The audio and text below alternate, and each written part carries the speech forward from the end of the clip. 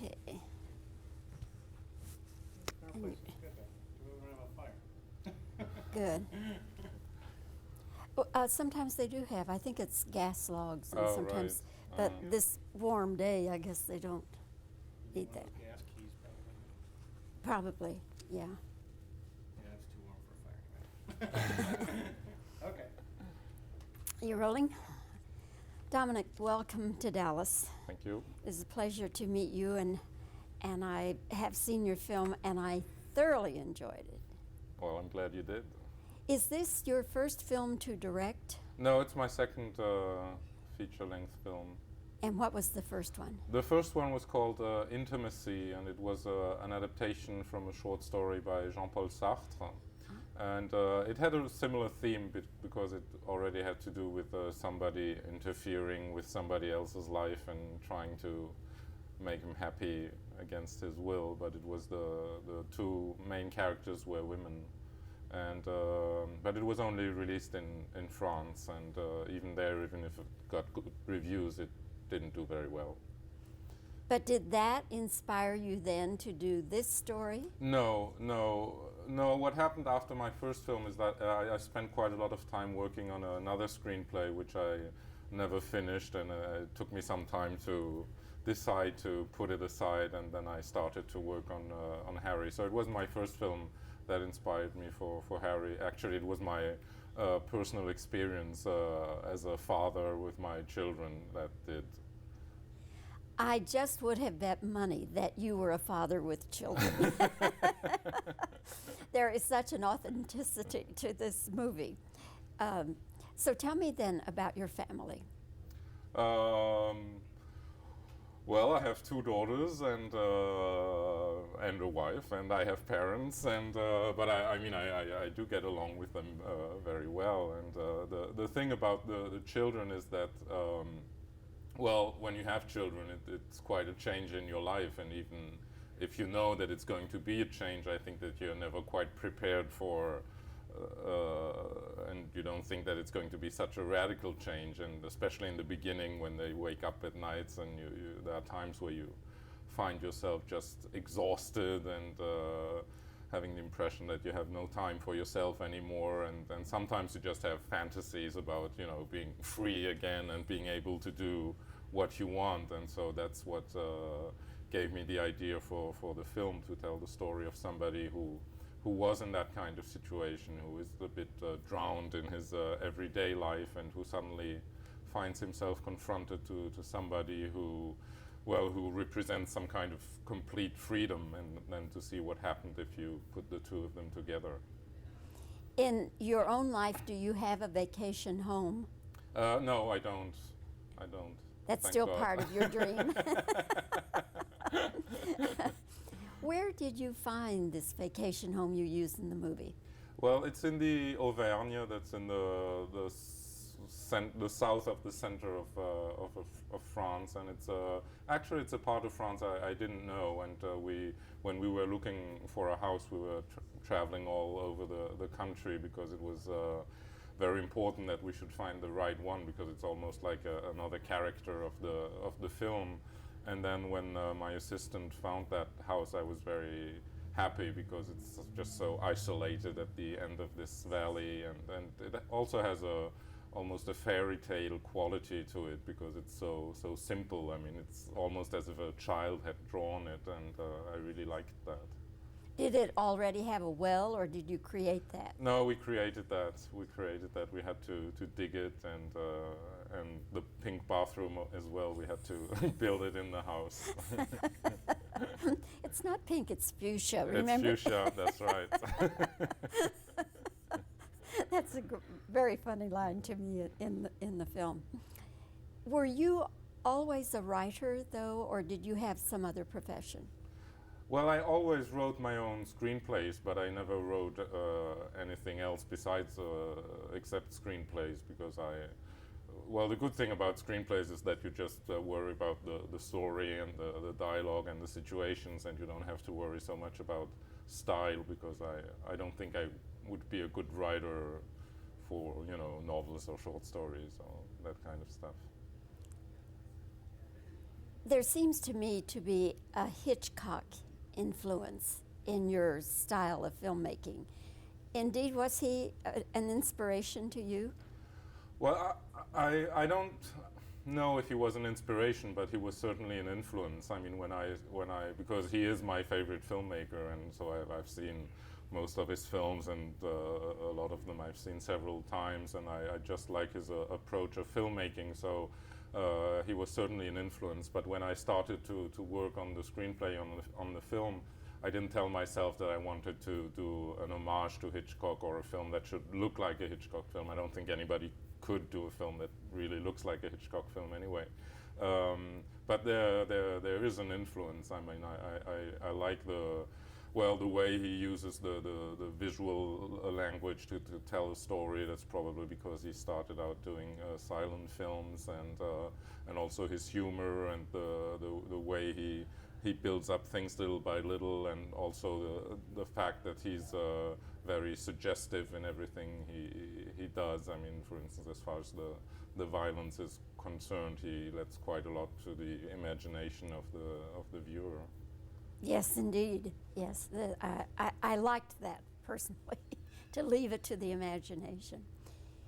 Did you actually film inside the house, or did you have to recreate that on sound stages? No, we did everything inside the house, but the advantage was that the house had been abandoned for 25 years, so inside it was really all falling apart, and so we could actually almost use it as a sound stage, because we could rebuild it just the way we wanted, and we could create that pink bathroom and restructure it according to what I wanted. So that was really nice. What became of the house when you finished the movie? Well, nothing really. I mean, afterwards it was funny because I saw a thing on the news, on the French news, where they had this small subject where they showed that people came to the house to visit it, and the owner, who is a farmer who lives nearby, he was like showing people around and saying, okay, now this is the room where Claire and Michel sleep, this is the bathroom, and this is the well where all the bodies end up, and all that. So it was really funny.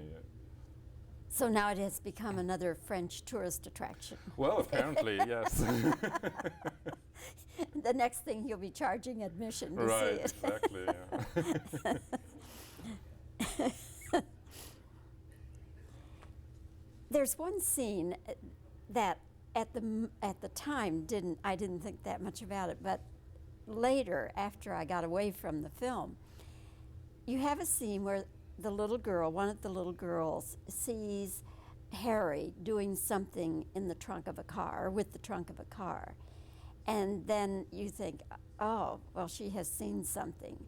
But then that's never brought up again. Was that what we call a red herring?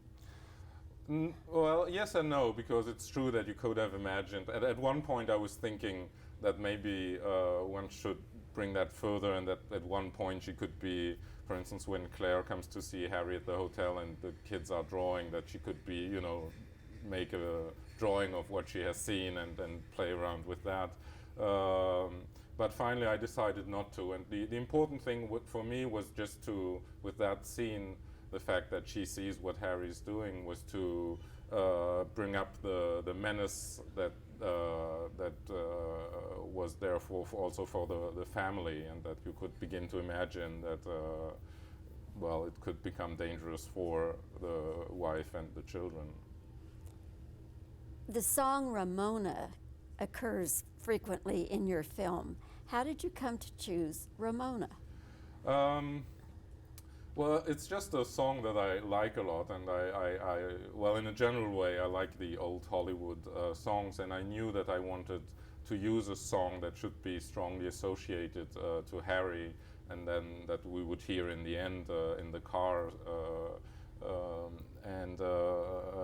and I thought it would be a good idea to have a Hollywood song also to stress the fiction like quality of Harry, because he's Michelle and Claire are really in everyday life, and then Harry and Plum, they bring in all the fiction, and even Harry's name, because Harry is a name that nobody in France is called Harry, so it's really a name that comes from fiction, I mean, that you often find in films, I mean, in The Trouble with Harry, but also Dirty Harry, I mean, all kind of films. And so it was important for me that Harry should be associated with fiction, with something that comes from the outside, and that's also why I chose that old Hollywood song. And now why Ramona rather than something else, that I don't really know. I mean, it has to do with instinct. I mean, I tried out other songs, but this one always came back, and that's the one I finally put in. It's almost another character in the film because it occurs so often. Yes, yeah, it is, and it's also what I also liked was that it was in contrast to everything that Harry does, because it's so nostalgic and sentimental. Did you have it recorded with special instrumentation, or is that a recording you found, or what? No, that's the original 1928 recording. The only thing is at the end credits we hear the song, and then once the song is over, there is another version just with piano and violin, and that is an arrangement that the composer who did the rest of the music did. Very interesting. See, I was sitting there thinking, maybe it's in public domain. No, it's not. It's not. But we actually couldn't really track down all the rights. It was very complicated. I mean, nobody knew. It's not in public domain, but nobody really knew who had the rights to that song. So it was quite complicated. The things you run into making a motion picture. In France, what will the title be? Will you do a literal translation is with a friend like Harry, or what will it be? Well, in France the title is in French, Harry, un ami qui vous veut du bien, which means literally Harry, a friend who wishes you well. And it has some kind of double meaning, because in France when people write anonymous letters, that's the way they signed, a friend who wishes you well. So it has already a kind of negative connotation. And when the film was screened at the Cannes Film Festival last year, we needed an English title, and so with the translator we found Harry, He's Here to Help, which was the release title when it was released in England and in Australia. And the people from Miramax were not too happy about that, and so they asked me if I'd mind if they found another title, and so I said no, and then they found With a Friend Like Harry, which I really like. I think it's a good title. And for English-speaking people, at least Americans, With a Friend Like Harry, who needs enemies? That's right, yeah. I didn't know that, but they told me about that, and I think that's really funny. Yeah. Very appropriate. Very appropriate, yes. Well, Dominik, I wish you well. You did play this at Cannes. Did it win awards at Cannes? It didn't win awards, but it was very well received by the public. I mean, we had a standing ovation that lasted like 10 minutes, so it was very impressive. And also all the press and the media were really crazy about the film, and that's also where we did all the foreign sales. And then, it has already been released in France in August, and it was a big hit. It did really very, very well at the box office. And now in February at the French Academy Awards, which are called the Césars, we had 4 awards for Best Director, Best Actor for Sergi Lopez, Best Sound, and Best Editing. So. Congratulations. Nice. Thank you. Tell me about the actors, the 2 male actors.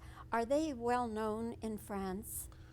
They're beginning to be well known, but they are not stars. And I think that now after the film, especially Sergi is quite well known. But before that, they had played in a number of films, but Sergi had played in one film that's called Western that did quite well a few years ago, so he was a little bit known for that. But until now he had mostly been playing very nice, sympathetic guys, and so that's the first one time where he played a character that has also a dark side to him. So he enjoyed that very much. And Laurent Lucas, who plays Michel, he had only been playing second roles in film. So this is the first time he had a major part in a film. And the women are well known or not? Also a little bit.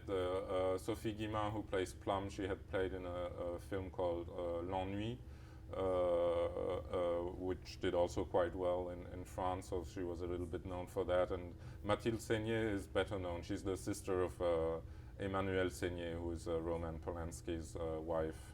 And then she has already played in quite a number of films, so she's quite well known.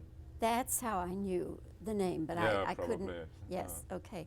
Well, Dominik, thank you so much for coming to Dallas and Well. giving us an opportunity to meet you and talk with you. And I just wish you continued success with the film. Thank you very much. And I heartily endorse it. Okay.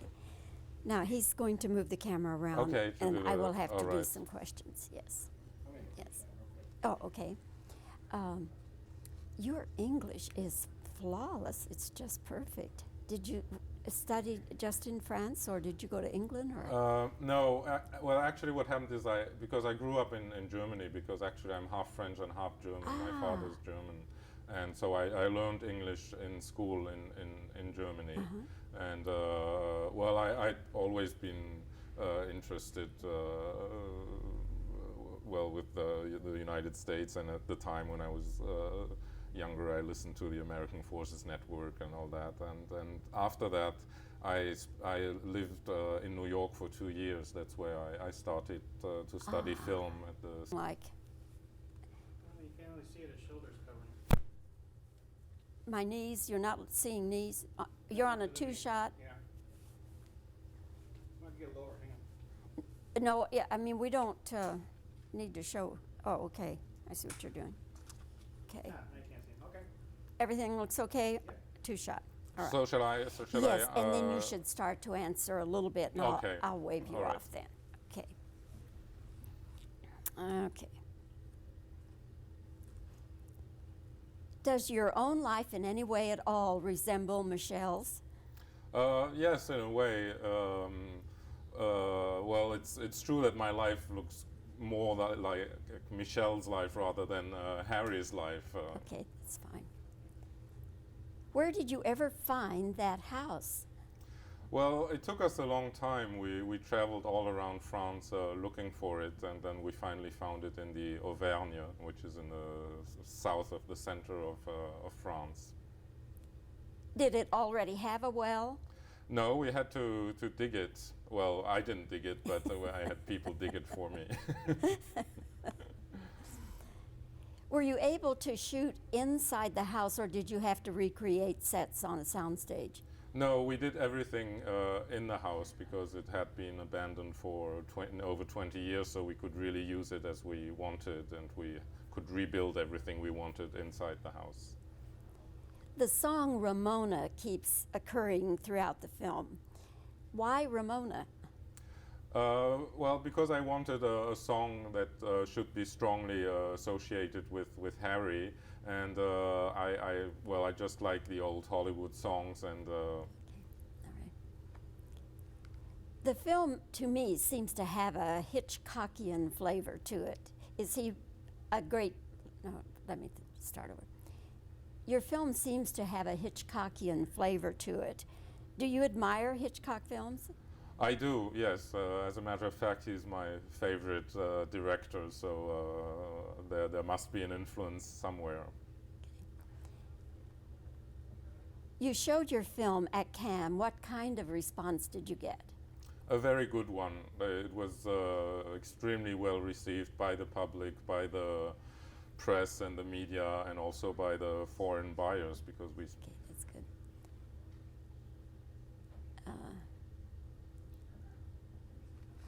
Did I ask you about your life resembling Michelle? Yes, you already did. Yeah, yes, okay. yeah. I thought I'm having deja vu here. Okay.